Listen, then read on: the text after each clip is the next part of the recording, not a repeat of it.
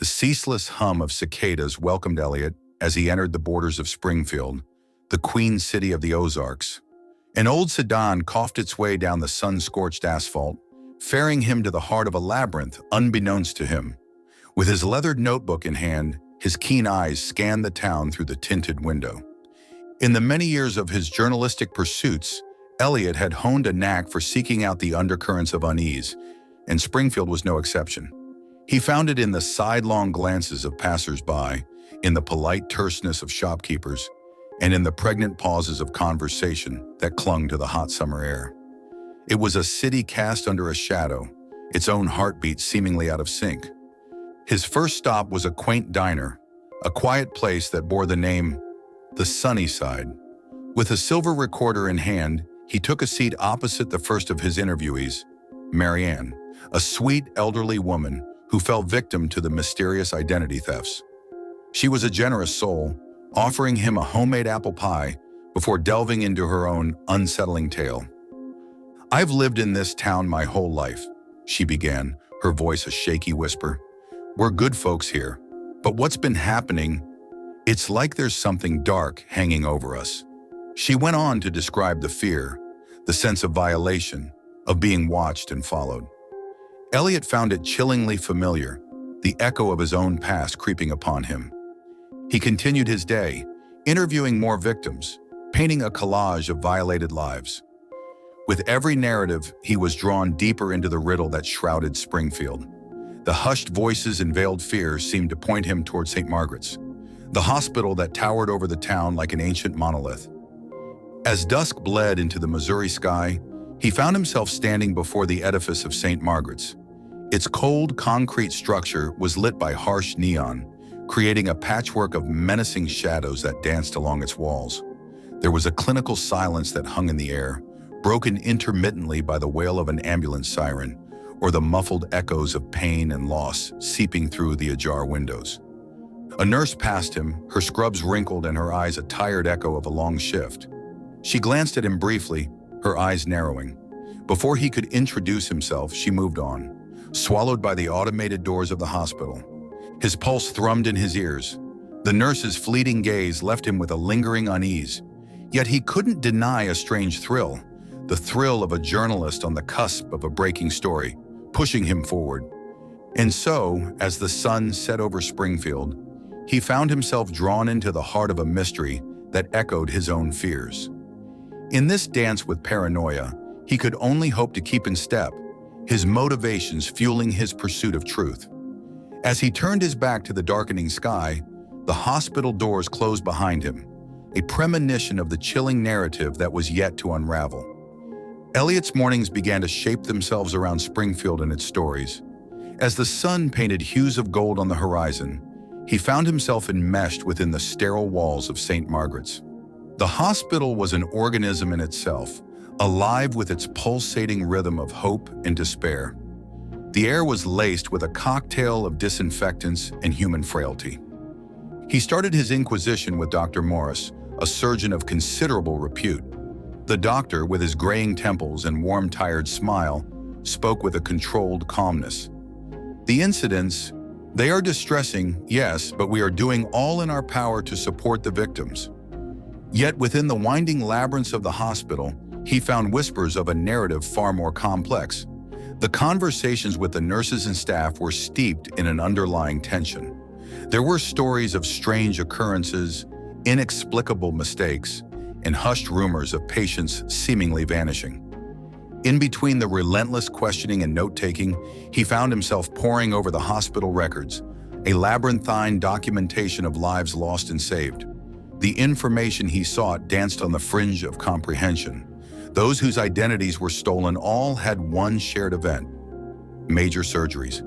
His gut twisted with an unshakable suspicion, yet the evidence was tantalizingly nebulous, slipping away like the remnants of a half-remembered dream. Late into the night, as the hospital buzz quieted into a subdued hum, he found himself drawn to a forgotten wing. He found an old janitor named Hank, an age-worn specter whose mop strokes mirrored the tired rhythm of his heart.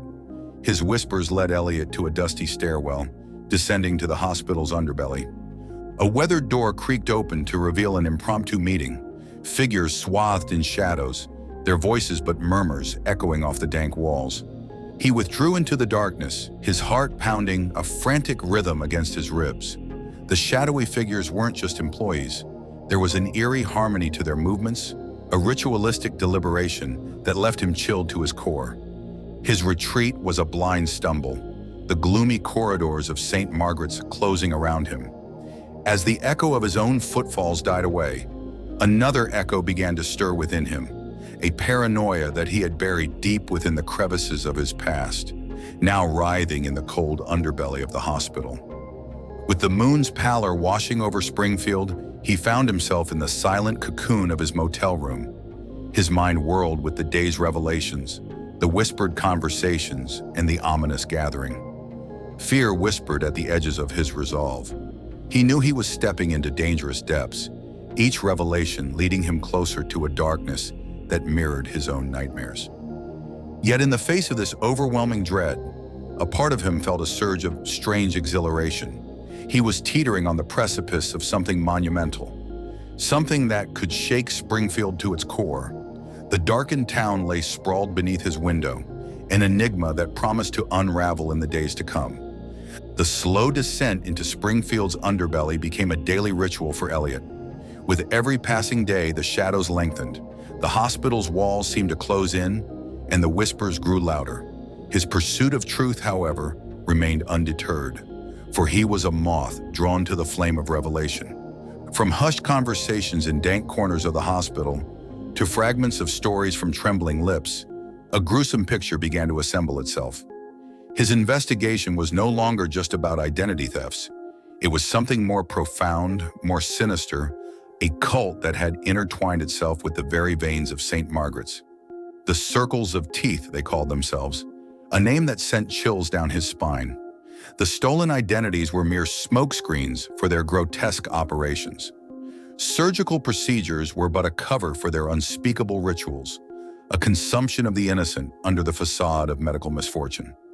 The revelation came not as a single shocking burst, but as a slow, creeping dread, a malignant cancer spreading through the body of his understanding.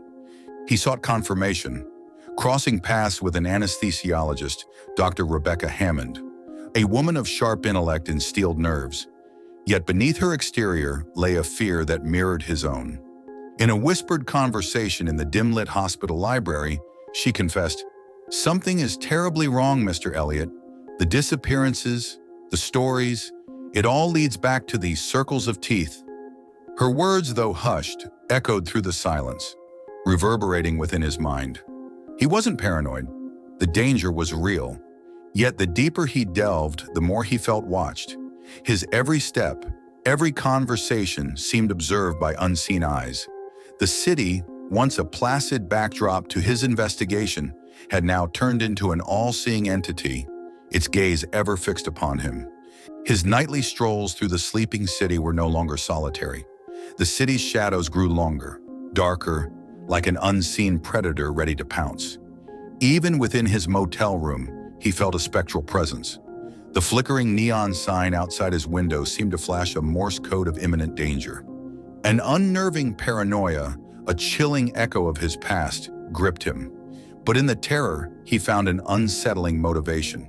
He was close to uncovering the malignant truth that lurked in the heart of Springfield. The town's pulsating dread fed his determination, pushing him to the very brink of the abyss he was studying. Yet even as he teetered on the edge, he knew that the abyss was gazing back at him. The quiet city below his window was awake, and its dark, unseen heart had begun to beat in tandem with his own. The transition from investigator to prey was subtle. The signs were there, a peculiar stillness to the hospital, the silence that hung heavily in the air, the eyes that followed him, echoing a predatory hunger. It wasn't just the city watching him now. The circles of teeth had their gaze fixed on him too. In the dim-lit corner of the hospital cafeteria, Elliot met Dr. Hammond again. The usual steely resolve in her eyes was replaced by a palpable fear. "You need to leave, Elliot. They know. They're on to you," she urged, her voice a strained whisper. However, instead of retreating, he felt a surge of determination. He had become a part of the story he was unfolding, a character woven into the narrative of Springfield's eerie silence and the monstrous cult. One fateful night, he found himself standing at the door of the hospital's forgotten wing. As he descended into the bowels of the hospital, the air grew colder, dense with the smell of decay and fear. The stone walls seemed to pulsate, as if the building itself was alive and breathing. There in the gloom, he witnessed the unspeakable horror he had been tracing. A grotesque ceremony of the circles of teeth, their members shrouded in shadows. The air echoed with the cries of their latest victim, the noises swallowed by the greedy darkness. Fear and revulsion twisted in his gut, turning his blood to ice. His journalistic instincts screamed at him to flee, to survive and expose the horror. Yet his feet seemed cemented to the damp, cold floor. As he stood in the lurid light of the room, a chilling recognition fell upon him. The monstrous members of the cult, their faces slowly revealed, were people he'd encountered in his stay. Dr. Morris, the nurse from his first day, even Hank, the janitor. A surreal horror washed over him, rendering him a statue in the face of impending doom. His silence, however, was shattered by a sharp gasp as his eyes met with the victims. It was Dr. Hammond, her terrified eyes pleading for mercy that would never come. The sight snapped him out of his horrified stupor, yet before he could retreat, his presence was detected. The following moments were a blur of fear, panic, and despair. The cult was on him, their eerie calmness replaced with a ferocious urgency. Elliot, the outsider, the intruder, had seen too much. His end was inevitable. As they closed in on him, the shadows of St. Margaret's seemed to twist and writhe, converging into a monstrous, all-consuming void. The echo of his own heartbeat thundered in his ears, each beat a countdown to his impending doom. Springfield, the city he had come to unveil, became his crypt. The cityscape that lay beneath his window was now above him, a distant glow drowned by the consuming darkness. His story, a cosmic horror of cannibalistic rituals and stolen identities, was left unfinished, swallowed by the same dread he sought to unravel. His pursuit of truth led him to the very heart of darkness, a darkness that in the end consumed him. In the silent corridors of St. Margaret's, Elliot's name echoed one last time before succumbing to the unending silence, a chilling testament to the horrors lurking beneath the everyday. His story was etched in the depths of the hospital, forever a part of Springfield's whispered tales of dread. Thank you for tuning in. If you enjoyed our content, show your support with a like and subscribe, and stay notified by hitting the bell icon. Expect more cosmic horror from Eldritch Tales Factory, and feel free to explore our other stories. See you in the next video.